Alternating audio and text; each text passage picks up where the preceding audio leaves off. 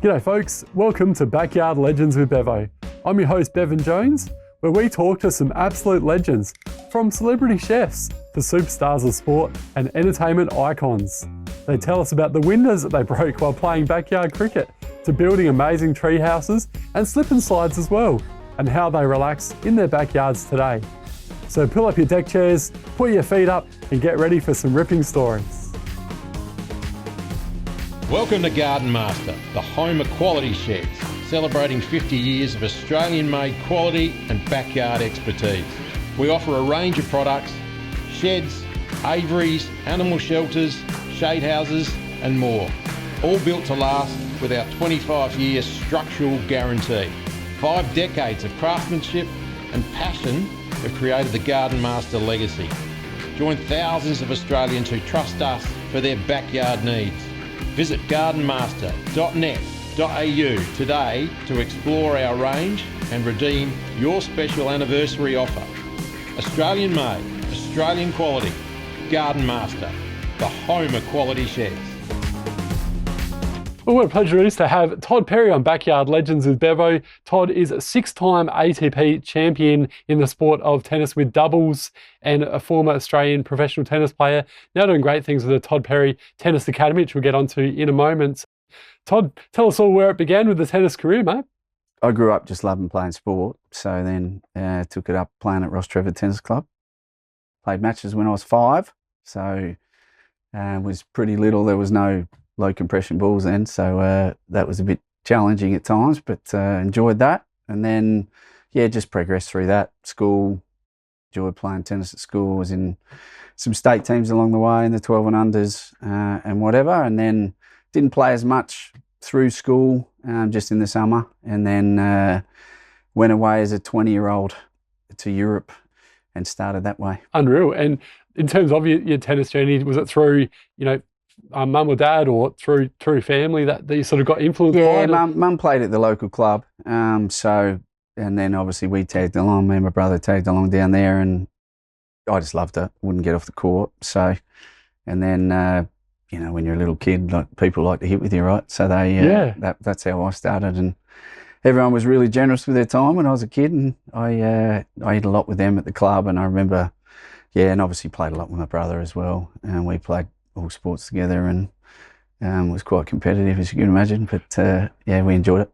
And you grew up in a big backyard, and you mentioned before, like, I've got a younger brother myself and a younger sister, and had some ripping backyard cricket and swimming in the pool and backyard, or sort of funny games in the pool as well that you do as kids, and basketball, you name it. As a kid, the things that you love. Was something similar with your brother absolutely. as well? We played all sport, cricket, table tennis, everything. We did it, and we were fortunate enough our next door neighbour allowed us to use their pool whenever we wanted. We had a key to their place, so we in the summer obviously over there in their pool as well, which was very nice. Brilliant. And did you have a tennis court as well growing up? Didn't have a court, no. We lived, and then across from us was a big park, so we were out there all the time, kicking the footy around, doing everything, playing all sports, and absolutely loved it. Were you one of those kids where, like, I remember I used to use my parents' backyard, they had like a wall, so I'd always like hit the tennis ball against the wall, driving the neighbours crazy. Did you do something similar as well? Absolutely, I was on end, just working on, just chipping the ball against the wall, and certainly annoyed my parents a lot doing that, and the neighbours, but I literally, I did it for hours, and I don't know, for some reason I just really enjoyed it and could do it for a long period of time. Yeah, beautiful. And so you had some good battles with your brother for tennis as well, you mentioned? Tennis, a lot of good battles in the shed with table tennis. Yeah. Very good battles, quite a few broken bats because of it. But we played all sports together, and then, I think that's the advantage of having a sibling, right? You can just go down and hit all the time and play a lot more, and that was a big advantage as a young kid. Yeah, brilliant. Did you drive the neighbours next door a bit crazy with like the ball going over the fence all the time and that sort of thing? Yeah, we smashed windows. We broke plenty of windows. We were only talking about that long ago, like holidays, playing cricket. We broke pretty much windows everywhere we went. So I don't think I must have been a good bowler, because my brother hit me all over the place and smashed a lot of windows. So, we certainly did that. We didn't break too many windows at home, I don't remember, but we certainly annoyed the neighbour with everything, and even golf on the park, which was there was a big no golf sign up, but that didn't stop us. Classic kids, I can imagine. Yeah, exactly. And were you the type that would climb trees as well, and the old classic hide and seek game and that sort of thing with your brother and your friends and what? Yeah, we did. Yep, mate. Over the back, we used to do that over the back, and we lived near Moriata Conservation Park, so we're up there messing around up there as well, which was nice. But over the back we did that. A lot of climbing trees and messing around as kids. Yeah, it's awesome. Good memories. Yeah, brilliant. It sort of feels though these days kids miss out on that, don't they? Because they're spending so long on their screens, and obviously around the same age as yourself. So just used to love doing that, and probably drive our parents crazy and scare the crap out of them when you're so high up in the trees. But that were the best days. Yeah, absolutely. Yeah, it's so different now. It's almost a shame. I see it as it's just so different. And then I think it affects all different parts of their life as well, which even their coordination, because they just don't play enough sport, I think. But different world. Yeah, and you mentioned before you spent quite a bit of time going on holidays. Where are your favourite destinations, and tell us a bit more about that? I always like the beach, golfer, so I like playing golf in Asia. So we have golf trips every year. But always, anywhere near the beach is always a good destination to go, I think. Love it up at Port Hughes, Moonta, that area. But we went up there as kids, and I still go up there now. So they're probably my favourite local destinations. But certainly like going to Asia for golf trips, and but obviously fortunate enough to travel a lot. So, but obviously Asia's pretty close, so that's it's a bit easier getting away and getting home. And beach cricket, that's one thing I used to love as a kid and still do now as well. Plenty of that when you were a young fella. Absolute hours and hours of it up at Moonta and even down at Hanley Beach and whatever. So loved it. Just good times, isn't it? Good, 100%. Fun. And you mentioned before in your early 20s, you went over to Germany near Hanover and you spent 11 years over there. Must have been a pretty amazing experience. And what was it like being away from home for such a long period of time? Well, that made it a lot easier. Obviously travelling, we had 5 of us that travelled around Europe, which was a lot of fun. You can imagine 21-year-olds travelling around Europe in a car. So we certainly enjoyed our time doing that. But being away, obviously being Australian trying to play tennis, it's difficult.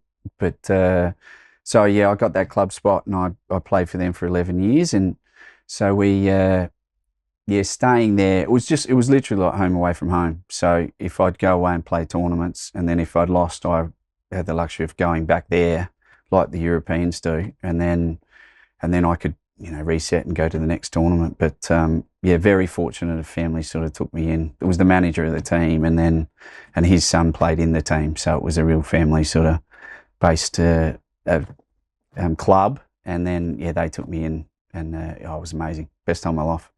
Sensational. And what were some of the favourite countries that you visited during your time? I like playing in America because you just felt there was so many different sort of places in America, and you go to Vegas or Memphis and it was so different. And then in Europe, loved in Spain. We played in Spain for long periods of time when we were starting out. We played a month in Barcelona, in and around Barcelona. So that culture was interesting, eating at 10:30 at night and siestas during the day and that kind of stuff, which we enjoyed. I mean, traveling's just great. You get so many experiences and whatever. But I think Spain was probably the most enjoyable, but also probably because we spent the most amount of time there. And obviously it's an Aussie tradition to have a barbie over here. And tell us about what it's like being over there in Europe. Do they do the same kind of thing, like the barbie in the backyard? And yeah, in Germany they do. They obviously have their bratwurst and that kind of thing, and their steaks and bratwurst. And we had that after our tennis matches, which was always great. So that sort of felt a bit like home. Yeah, that's interesting. Yeah. And then I sort of introduced the prawns and everything, and so we sort of had. As we went, we sort of had more traditions doing that. So the whole shrimp on the barbie thing was actually a thing. That's what we did. So there's only so many bratwursts you can eat, right? So, so that's what we did, and we actually enjoyed those every second Sunday at the girlfriend at the time, her mum's place, and that's what we did, which was awesome. Yeah, unreal. And did it sort of make you, like you said before, like it was a little bit similar to being back home when you're over there in Germany and doing barbecues there, but did you miss the barbecue back here in Australia after being away for 11 years? And what was your go-to barbecue thing when you did come back? Yeah, absolutely. Used to. I mean, my dad always used to cook them all the time, which was always a good memory and whatever. But yeah, that and pies and whatever. when I was in Tokyo playing the tournament, we used to go to the Aussie pub and they had Villy's pies, and I hadn't had one for a long time, so you can imagine how good that was. Yeah. But yeah, Barbie's back here. Oh yeah, obviously we had a lot, like every Australian family, and enjoyed them very much.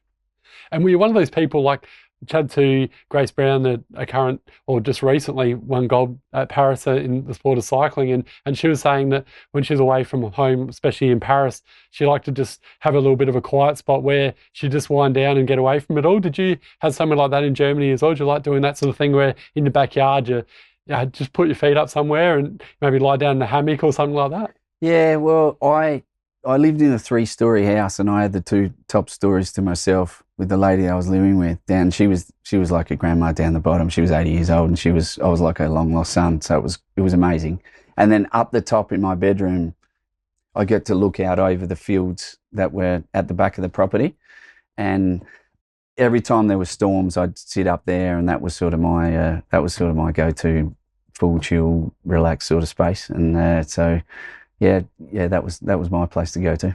Oh, unbelievable. And let's get back to your career, because obviously we were speaking a moment about your academy, but very successful tennis career as a doubles player. You've even beaten Nadal and Djokovic. Not many people can say they've done that, 2 of the greatest of all time. Must be pretty proud of that achievement. And then obviously winning those 6 ATP titles in doubles as well, and even playing in the quarters at the AO. Yeah, explain a bit more about those. Yeah, I was lucky. I was very lucky to have a career and play everywhere, and I was fortunate enough to play all the big tournaments. So that was something. And yeah, in terms of the best players, I played Nadal and Djokovic and Federer. So I got to play the 3 greatest players of all time. Incredible. And then from a doubles side, I got to play the Bryan brothers on 4 or 5 occasions as well. So from that point of view, I was lucky to play the best ever, which was, at the time, you didn't sort of, looking back, I'd sort of appreciate that more than I did at the time, because obviously you were competing against them and wanting to win. But and fortunately enough, obviously I had a couple of wins against those guys. And then the Bryans, they're going to be inducted into the Hall of Fame next year. So we managed to beat them in the final of Memphis one year, which was a good win, obviously. And but. Oh, it was just a great experience. I mean, you dream as a kid and you watch Wimbledon on TV, and then you get to go and actually play those events. And I think the greatest thing of it was the learnings I got from the guys in the locker room, that you just, you get to talk tennis with them all the time, and, lunch, dinner, breakfast, whatever. And they were always willing to give their information. And I think for me, that was something I sort of cherish the most as well. Hey folks, do you love your footy? Are you over 35 and want to be part of something very special on Anzac Day in 2025 in Gallipoli? Well, check this out.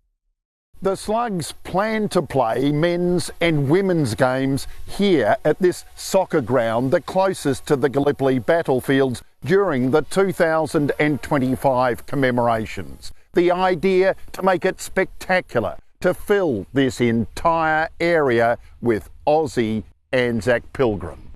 Vincent Malia tours with the Southern Slugs. Footy, he says, is perfect to honour the Diggers. They would love it, I'm sure, because it's bringing Australia over there, isn't it? So did you get to actually chat to Nadal, the Joker, and Federer as well? Roger, I did more. Wow. Obviously, I played him in here when he was young, so so he was more sort of willing to talk about stuff, and he remembered that. And then when I was coaching Jürgen Melzer, we hit together, and he remembered us playing each other, which I was just astonished by. That just was shows qualifying the calibre of the guy, doesn't it, as well? Incredible. Yeah. And he knew where we played and the draw and who we beat, and then he played the Woodies after us. So I was just like, mate, you've played thousands of matches, and that was 20 years ago, and you still remember that. So that's crazy. I didn't speak to those guys so much, but obviously you play the same tournaments every week, so you get to know everybody a bit and chat and a bit of small chat and whatever. And then obviously if you beat them, you sort of get a bit more respect from them as well, which is nice. And you mentioned talking to them in the locker room, so you actually like play against these guys and then chat to them afterwards and that sort of thing, do you? Or? Yeah, maybe not the day of, but So, as I said, you're with them each on the tour for the 24 weeks of the year. So, and everyone, although they're incredibly competitive, everyone gets along pretty well on the men's tour, which is nice. But yeah, they were just some of the cool parts about doing it. That's absolutely incredible. Yeah. Were there some that they weren't happy to talk to you, that sort of did their own thing that kept I guess there was a language barrier with some of them. Some of the Spanish guys didn't speak any English, so that was a bit of a barrier. You'd have competitive moments with certain players on courts, which I had. I had a funny one with Marty Fish one time. He wanted to not get into a fight, but wanted to along those lines. But it's like, mate, I'm 5'8", you're 6'5". I don't think that's a fair fight. But and then a year later, that was at San Jose, and then a year later we joked about that, and we nearly actually played together the year after. So what a story! Yeah, so that was nice. Yeah, we were down 6-love, 3-love. And then and we came back and won. So I think he was just more unhappy that happened than anything else. I can imagine. Yeah.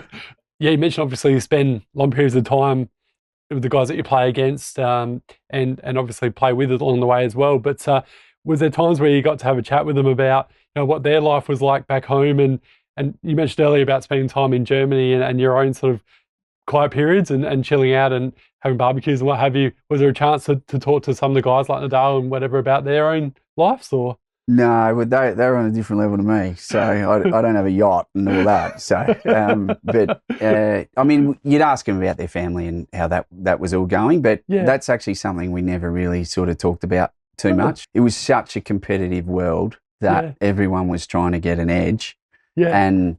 And you'd always see what someone was doing, the extra work they were doing, the work if they were in the gym, their warm-ups, and all the time just trying to get an advantage over everybody. Yeah. And one thing with that was when Mark Woodford coached us in Indian Wells, which I learned a lot from him, and we won in the morning, and then he said, okay, go back to the hotel and we're going to hit again in the afternoon. And we're like, okay.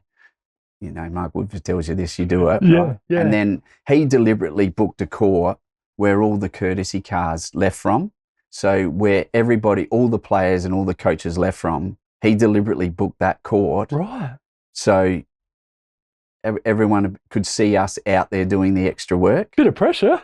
But that was all more for mind games that everyone's going to think, gee, these guys are working hard. Yeah. And that's an insight, I guess, into how competitive it was. And that's why the Woodies were so successful, I suppose, as well. Yeah, both. I was lucky to be coached by both, and they're geniuses. They're tennis geniuses. I've actually had Mark on my show before, Legends of Bevo. I have to try and get Todd on sometime. Yeah.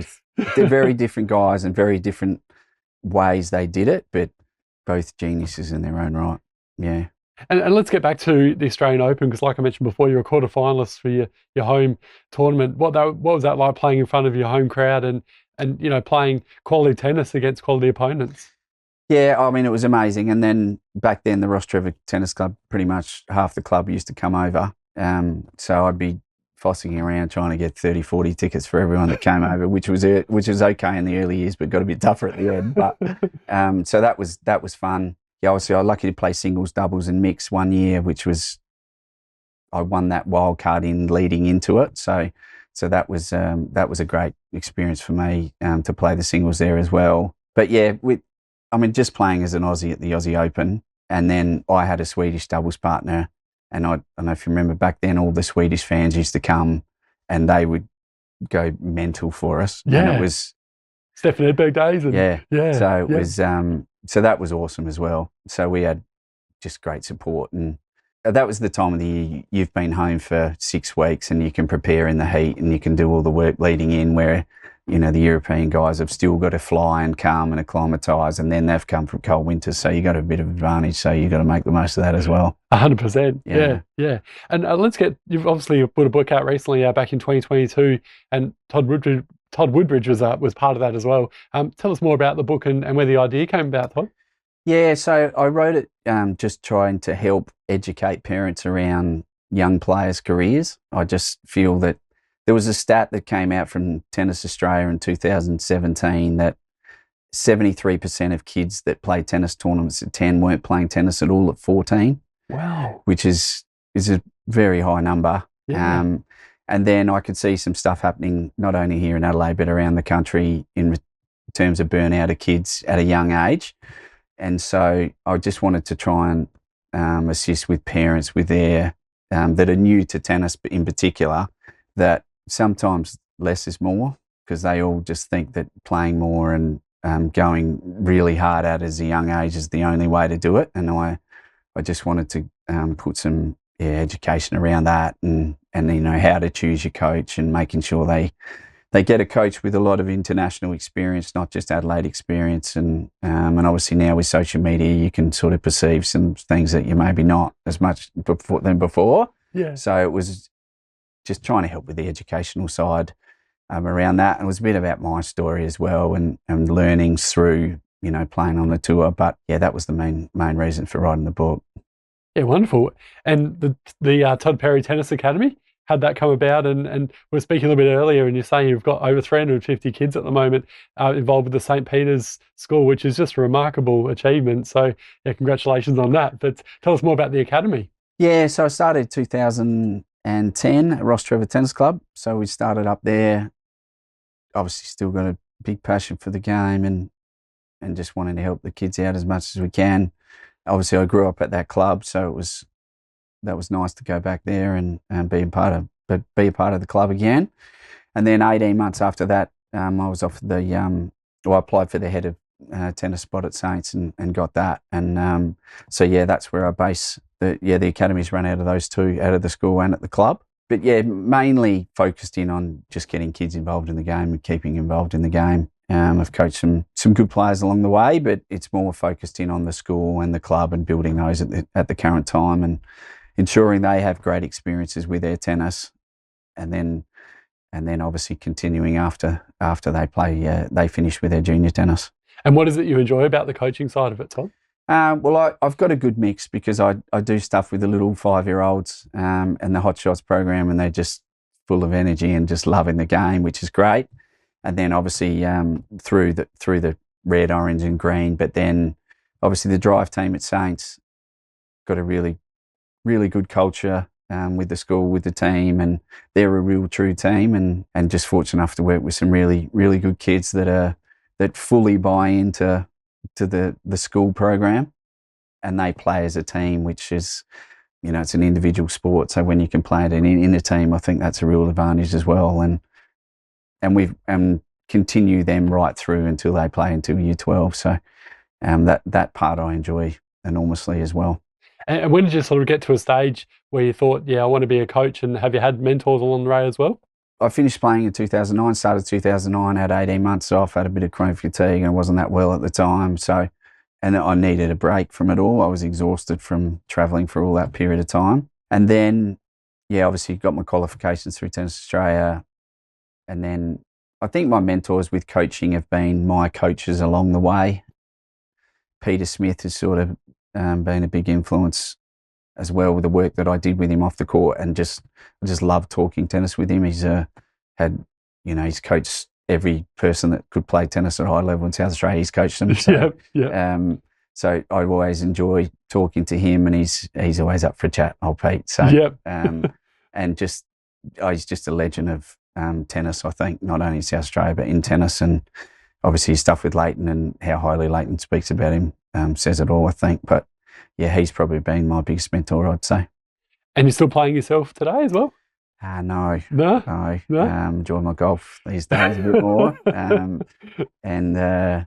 I played, last time I played was 2016, and when I was still, we won the grand final, and when I was still sore on Thursday, I thought it was probably it's probably time to give it away. So, but I really enjoyed that, and I played doubles with my brother, and then he's got kids and whatever, so he stopped playing. So we sort of stopped playing at the same time, and then, but yeah, I enjoy going and watching the matches. I love watching the drive matches and the kids play, and I think that from a coaching side is obviously the best as well, to then go back to training and work on things that they need to do.